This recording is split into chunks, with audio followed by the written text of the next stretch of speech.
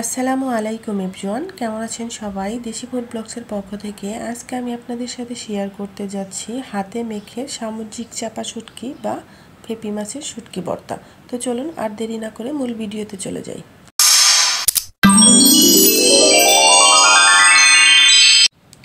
এই শুটকিটাকে আমরা পেঁপি মাছের শুটকি বলে জানি, আর অনেকেই সামুদ্রিক চাপা বলেও চিনে। এই শুটকিটা আজকে ভর্তা করব। ভর্তার জন্য শুটকিটাকে ভালো করে কুচি করে কেটে নিয়েছি এবং গরম পানি দিয়ে ধুয়ে নিয়েছি রসুন কুচি, পেঁয়াজ কুচি, কাঁচামরিচ, ধনিয়া পাতা। এবার রান্না করব। রান্নার জন্য একটা কড়াই বসিয়ে দিয়েছি, দিয়ে দিব 1 টেবিল চামচ পরিমাণে রান্নার তেল। তেলটা গরম হয়ে গেলে প্রথমে শুটকিগুলো ভেজে নিব। শুটকিগুলো অবশ্যই ভালো করে ভেজে নিতে হবে, আর একটু খেয়াল রাখবেন যেন শুটকিগুলো পুড়ে না যায়। পুড়ে গেলে কিন্তু ভর্তাটা একদমই তিতা হয়ে যাবে। একদম মুচমুচে করে ভালো করে ভেজে নিতে হবে। আর হ্যাঁ, আমার চ্যানেলটা যদি কারো ভালো লেগে থাকে অবশ্যই লাইক, কমেন্ট, সাবস্ক্রাইব করে দিবেন, আর পাশে থাকা বেল বাটনটি অন করে দিবেন আমার নতুন নতুন ভিডিও পাওয়ার জন্য। আর যারা ফেসবুক পেজ থেকে দেখছেন তারা অবশ্যই আমার চ্যানেলটা ফলো দিয়ে রাখবেন আমার নতুন নতুন ভিডিও পাওয়ার জন্য।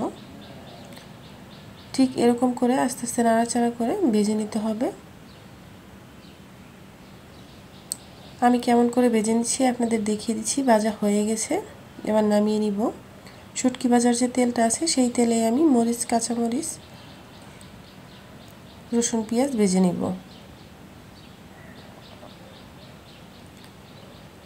রসুন পেঁয়াজটা একটু নাড়াচাড়া করে দিব, তারপরে অ্যাড করে দিব সামান্য পরিমাণে একটু হলুদের গুঁড়া। হলুদের গুঁড়াটা আপনারা না চাইলে দিতে হবে না, কিন্তু দেখার জন্য একটু হলুদের গুঁড়াটা অ্যাড করে দিচ্ছি, কালারটা সুন্দর আসবে। একটু ভাজা হয়ে গেলে ধনিয়া পাতা অ্যাড করে দিব।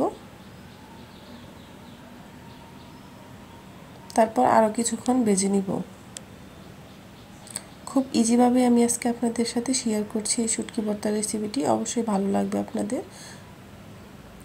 ভাজা হয়ে গেছে, দেখুন ঠিক এরকম করে ভেজে নেবেন, তাহলে শুটকি ভর্তার টেস্টটা ভালো আসবে। এবার নামিয়ে নিব। দেখুন কতটা মুচমুচে করে আমি শুটকিটা ভেজে নিয়েছি, আপনাদের একটু দেখিয়ে দিচ্ছি। এখানে নিয়েছি কয়েকটা শুকনো মরিচ, এবার কাঁচা মরিচগুলো আলাদা করে নিব।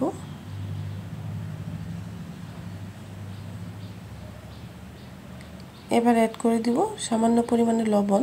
লবণটা আপনারা স্বাদ মতো অ্যাড করবেন।